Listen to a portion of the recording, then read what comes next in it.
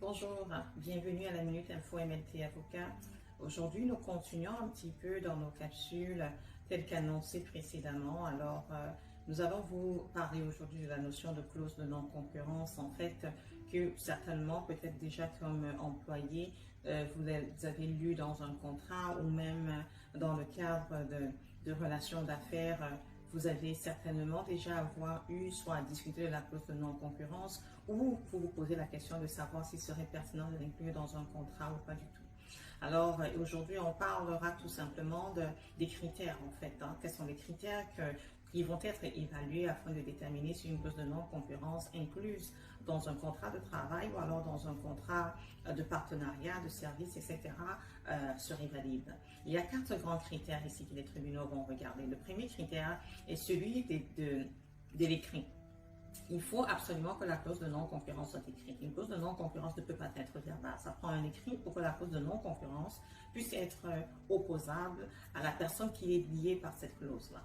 Ensuite, on va regarder est-ce qu'il y a eu une durée qui a été déterminée dans la clause de non-concurrence. Pour combien de temps est-ce que vous imposez à la personne une restriction quant à l'exercice ou l'exploitation d'une activité quelconque? Pourquoi? Parce que on ne voudrait quand même pas que vous puissiez délimiter quelqu'un à exploiter une activité d'entreprise de manière indéterminée. Donc, ça prend une durée. Est-ce pour 1 an, pour 2 ans, que vous limitez cette personne qui, dans le temps, a travaillé pour vous comme salarié ou alors qui a exploité une activité avec vous au moment où votre relation, que ce soit d'affaires ou d'emploi avec cette personne-là prendrait fin, que cette personne puisse soit donner à une entreprise concurrente ou mettre à contribution ses compétences acquises auprès de vous au sein d'une entreprise concurrente. Donc, on va regarder la durée. Est-ce qu'on va le limiter pour 1 année, pour 2 ans ou pour 3 ans?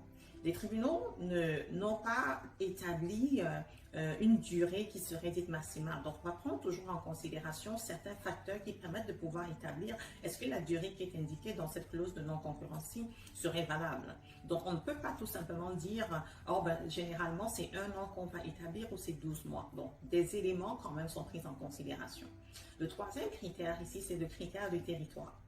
Donc, quel est le territoire dans lequel la personne qui est liée par la cause de non-concurrence ici ne devrait pas du tout exercer l'activité une fois qu'elle aura quitté l'entreprise. Ou une fois que votre relation d'affaires aura été rompue, est-ce que cette personne-là est limitée seulement dans le territoire où vous exercez ou est-ce que vous le limitez dans un territoire un petit peu plus large? Je vais prendre par exemple l'exemple.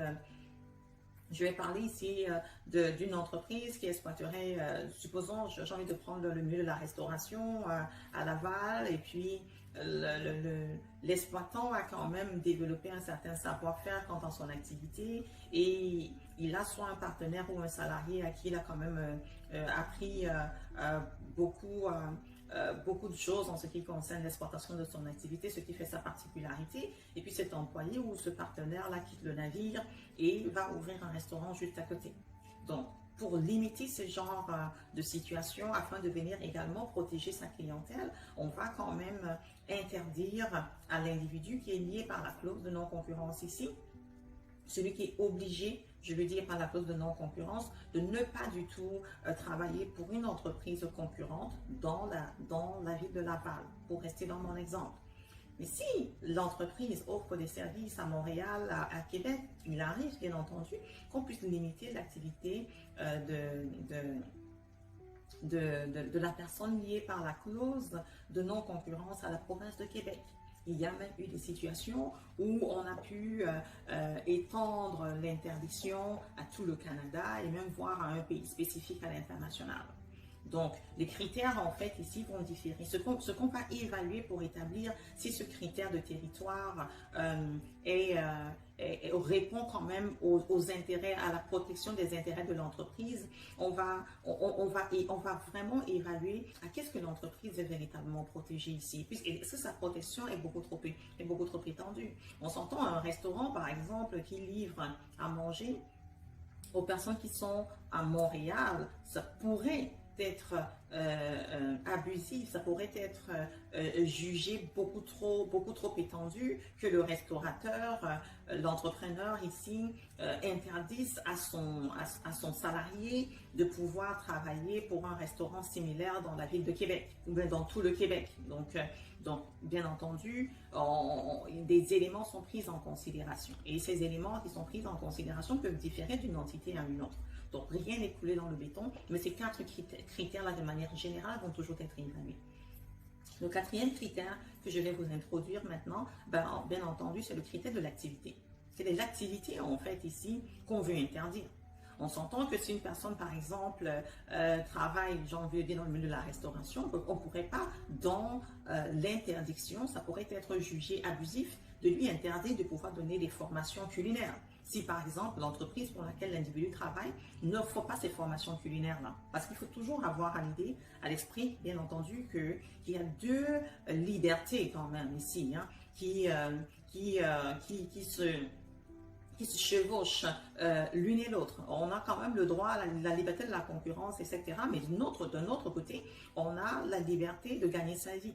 Donc, bien que je fasse, par exemple, le nécessaire afin de pouvoir protéger mon activité, puis de m'assurer que les personnes à qui je livre, je donne de manière volontaire mon savoir-faire et mon savoir-être pour l'exploitation de mon activité ne me fassent pas concurrence, je ne vais pas non plus les empêcher de pouvoir gagner leur vie. Donc, il y a ces éléments-là quand même qu'on va prendre en considération. Maintenant, il arrive que des individus, dans le cadre de partenariats, décident en fait de mettre par écrit une clause de non-concurrence vraiment au cours de l'exécution de leur contrat. Ça arrive également que vous puissiez, dans le cadre d'une relation employeur-employé, que l'employeur vous dise qu'il va inclure la clause de non-concurrence au cours de votre contrat de travail. Ça n'a pas été négocié au départ, ça n'est pas du tout inscrit dans le contrat initial, mais c'est en cours de route qu'il se rend compte, écoute, je lui donne quand même accès à certaines informations, etc. Je ne suis pas en train de parler de confidentialité ici, je suis en train de parler de protéger mes activités d'entreprise. Alors, dans ce cadre-là, ce qu'il me faudrait, ce serait quand même ici de pouvoir limiter la concurrence que mon employeur pourrait me faire. Je vais donc rédiger une clause de non-concurrence. Mais c'est en cours de contrat. Et il y a quand même des éléments qui vont être pris en considération. Outre ces critères-là, on s'entend ici, il y a quand même une modification substantielle de son contrat de travail. Cette information n'était pas au départ, elle vient modifier quand même de manière substantielle, de manière drastique, j'ai envie de dire, votre contrat de travail. On est parti d'une liberté de pouvoir travailler chez n'importe quel concurrent une fois qu'on est plus dans cette entreprise-là, à une interdiction de pouvoir agir ainsi. Donc, dans ces situations, parfois, les parties vont négocier la possibilité de pouvoir se verser une indemnité. Oui. Le contrat est modifié. Alors, il y a une indemnité qui se discute. On va se verser une forme d'indemnité pour venir compenser la limitation à l'exercice d'une activité pour un concurrent ou même à son propre compte. Cependant, en vertu de l'article 68 de la loi de l'impôt, ce qu'on retient au niveau fiscal, c'est que l'indemnité qui est versée quand même est imposable. Donc, il y a des éléments, parfois dans la rédaction, etc., la manière dont on va rédiger cette clause-là particulièrement pour limiter l'impact. On parle de limiter l'impact fiscal, mais il faut savoir une chose. Ce que vous avez rédigé dans votre contrat, l'Agence de revenus du Canada ou du Québec n'est pas lié par la répartition qui a été faite par les parties dans le contrat. Une indemnité demeure une indemnité pour l'Agence de revenus du Québec ou du Canada, donc par conséquent, oui, il faudrait payer de l'impôt dessus. En plus, on peut même, au niveau de l'Agence de revenus du Québec ou de l'Agence de revenus du Canada, décider que le revenu, même si l'indemnité n'est pas versée tout de suite, qu'elle est réputée avoir été versée, et puis le salarié, dans le cadre ici d'un contrat d'emploi, pourrait devoir payer de l'impôt sur cette partie-là, qui ne lui sera bien entendu versée que plus tard. Donc, peut-être que vous êtes dans des situations pareilles et puis vous vous posez des questions quant à l'évaluation de la clause de non-concurrence. Peut-être même que vous l'avez dans un contrat précis et la question que vous êtes en train de vous poser est bien celle de savoir si l'employeur a droit de pouvoir vous opposer cette clause de non-concurrence-là. On regarde, bien entendu, les critères. Est-ce que ces critères-là sont remplis? Est-ce qu'ils ne sont pas excessifs? Parce que si une clause de non-concurrence est excessive, elle ne va pas du tout être opposable à la partie qui s'est obligée par l'effet de cette clause-là. Également, il va arriver que votre employeur, je parle vraiment dans le cadre d'un contrat de travail plus précisément ici, l'employeur vous a congédié pour des motifs qui ne sont pas justes et suffisants. Alors, le motif du congédiement serait injustifié. Dans ce cas-là, la question se pose toujours, est-ce que la clause de non-concurrence qu'il y a dans mon contrat me sera opposable? Dans des cas comme ceux-là, on dit que pour des congédiements qui sont injustifiés, la clause de non-concurrence ne serait pas du tout opposable à l'individu. Maintenant, il peut également arriver que vous ayez démissionné. On va dire principalement là, la démission, la clause de non-concurrence, vous êtes opposable, c'est votre décision. La démission, c'est une décision unilatérale du salarié. Et là, vous êtes opposable, sauf si l'employeur vous a poussé à démissionner. Donc, c'est également des situations qu'il faut analyser. Il ne faut pas se dire, oh ben, je pense que l'employeur, il m'a congédié de manière abusive, donc forcément, cette clause qui est dans mon contrat ne s'applique pas en tout temps. Afin de pouvoir avoir l'heure juste sur les clauses que vous signez, faites-les lire par un professionnel et quand vient un litige, avant de pouvoir dire que cette clause-là ne s'appliquerait pas à vous, faites également évaluer la situation par un professionnel afin d'avoir l'information complète.